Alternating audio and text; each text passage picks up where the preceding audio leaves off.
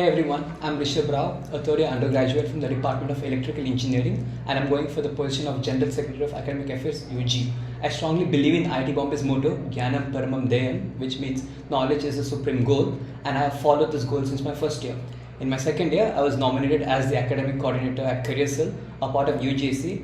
Inspired by the magnitude of impact we could deliver, I continued my journey at UGC as the department research coordinator in my third year. Your motivation for contesting? Academics are the primary reason why students come to IIT Bombay, and to enhance the overall academic experience of our students is what motivates me. This position empowers me to deliver an academic support framework that helps our UG community students by bridging the various gaps they've experienced in their learnings. My driving force stems from the magnitude of impact we can deliver in this position. Now could you give us the vision for your tenure? I strongly believe the two major factors that hamper the academic learning experience of our students are A, the rigidity of the processes, and B, the constant stressful environment our students are subjected to. In order to mitigate this, I'll be pushing for a more flexible academic support framework, such as to ensure students can register before the fee payment for those who have taken scholarship as well as loans. Additionally, moving on to the second point, the stressful environment. In order to help them, I'll be undertaking multiple initiatives to nurture a stress-free student community. One such initiative is regarding the venues of the academic experience. To make these venues such as the LHC more student-friendly, I'll be pushing for student lounges, a place where students can get together, unwind, as well as have a conducive study environment. Not only will I provide physical comfort for students, but I'll also strive to provide them virtual comfort. One such initiative is the Insti Dost Bot, where students will be able to discover various opportunities for them at IIT Bombay. And lastly and most importantly, to ensure equal accessibility to all the students and to bridge the linguistic gaps, I'll be pushing for multilingual tierships. Overall, I strive to improve the academic experience of our students and the well-being of our community. Now we'll move on to questions about your manifesto. Okay, so about the NPTEL courses, can you elaborate why is it case-by-case application and why is it not for everyone? This is to prevent students from misusing the system. So we will analyze case-by-case reasons on the genuine concerns the students have and take them accordingly. Yeah, but you mentioned this for final years. Is that still holds, that it's for final year students who might get an extension? It will be case-to-case basis? So the ideology behind this initiative is for those students who are getting into the semester extension, in their final year, we'll allow them to clear the NPTEL courses. But those students who are yet to reach their final year, for those students, we'll ensure that they can sit in the classroom and clear the courses by the default methods. Okay, so for the FACAD brochure and the revamp that you mentioned, can you tell us about what updates are you going to include in the brochure, and how is it going to increase the effectiveness? So with regard to the current affairs, the FACAD should not only be aware of what are the student technicalities like increasing the IEEE, increasing the credit limits, etc. But additionally, the FACAD can also be told on how to intervene with the student, what needs to be conveyed to the students, what are the expectations of students, and other holistic things. These are the things we'll be updating the brochure. And why will this be effective is because the Dean SA will be formalizing this booklet and will give it as a suggestion measure to all the FACADs to implement it.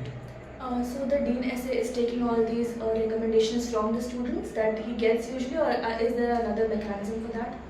So the building of this FACAD booklet, you mean? So the building of this FACAD booklet will be a collaborative build with the GSA, SMP team as well as the deans together. Okay, so about the reducing CPI criteria in IEEE programs, so what other criteria will you consider for assigning them, for allowing them this reduction in CPI criteria? So once we have the reduction in CPI criteria, the focus on the students' credibility will be pushed not just from the CGPA basis, but also on their work culture, the projects they worked on, and the relevance between the student and the field they want to explore. So basically it would be like a resume submission, and then profs choose how they choose PhD applicants? So currently how it works is the student needs to approach the professor beforehand to get an IEEE program consent by the professor. This will be done in a similar method where the student will approach the professor with their project background and their work, and the professor will decide whether the student is up to the mark to have a reduced CGPA criteria and still get admitted into the IEEE program. Okay. So you mentioned UGC town hall, right? Do you think that it's a good idea to include so many students in an offline space and address all their grievances, or do you think that why is not being able to done by Google Forms some other mechanism instead of an offline system? So the reason we are having this offline is so that we can have an interactive discussion among the student as well as the UGC community, UGC council. This improvises the awareness of the ongoing policies, etc., as well as gives the General Secretary to address the student concerns and provide them with the suggested measures they can go ahead to resolve such an issue.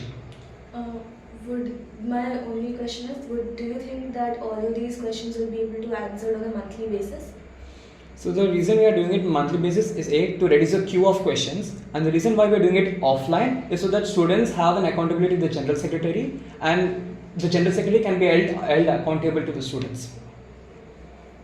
So about the those board, so you have mentioned that it will help recommend opportunities to the students. So can you elaborate on what kind of opportunities are you talking about?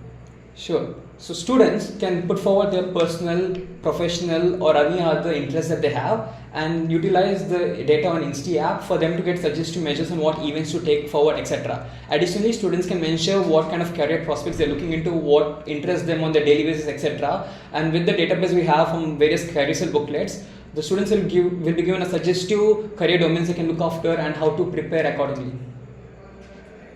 So recently course recommendation portal was launched, and are you aware about how successful and reliable was it, and what are you adding more to this portal? I'm aware of the course recommendation portal that was recently launched. What I believe that there is still a potential for it to be improvised further. What I will be adding to it is more inclusive data, including the technicalities of the courses, the pre-requirements and other additions that would be a more rigorous suggestive measure for students to go forward with. So for reducing ARP enrollment, you mentioned that you would be providing an intervention and asking basically to reduce ARP enrollment. What is this intervention going to look like, and how will it be carried out? Sorry. So the pre-intervention system goes along the line of philosophy of, instead of catching the students when they reach a 30 credits worth of backlog, we will identify them when they have 18, 12, 6 credits of backlog, and then provide them with tutors and other mentors that are required to identify what's going on with them and how to improvise their academic experience. Do you not think that DAM mentors and the DAM team also does that essentially? So currently it depends on department to department, but is yet to be formalized, centralized, as well as there is yet to be any documentation on what are the successive measures to get students out of the ARP category. About the student lounge, how will you ensure that the stress relief aspect is covered through the social space?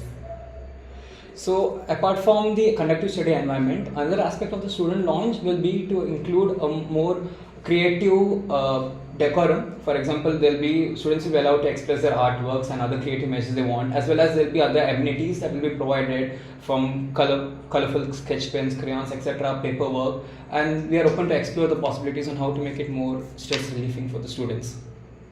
Okay, could you now elaborate on the measures you would implement to ensure accountability as a GC?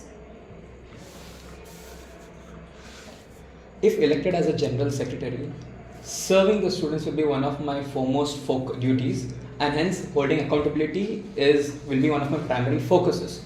The stronger accountability I'll be able to provide to the students, the better they'll be able to connect to me their concerns and grievances, and the more rigorous changes we can impact. Along those lines, I'll be establishing UGC Town Hall, a first of its kind offline monthly meetup where students can address their grievances and issues to the General Secretary of Academic Affairs UG as well as other UGSC representatives. This not only will improvise my accountability to the students community, but also improvise the efficiency of the UGSC. You can give a closing statement. If elected as the General Secretary of Academic Affairs, I will make the campus a more academically conducive place as well as ensure education inclusivity to all the students. I would deliver the most accountable service I can to the student community and make the grievance redressal system as dynamic as possible. And I would like to end with the statement that is my cornerstone, Jnanam Paramam Deyam, which means knowledge is the supreme goal. Thank you.